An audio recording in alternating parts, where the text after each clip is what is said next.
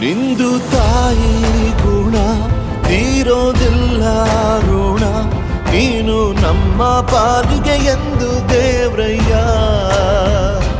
ತಾನು ನೋವಾ ನುಂಗಿ ಜೀವ ನೀಡೋ ಮಗ, ನಿನ್ನ ಪಡ್ಕೊಂಡಿದ್ದೆ ಪುಣ್ಯ ಗಣಯ್ಯ.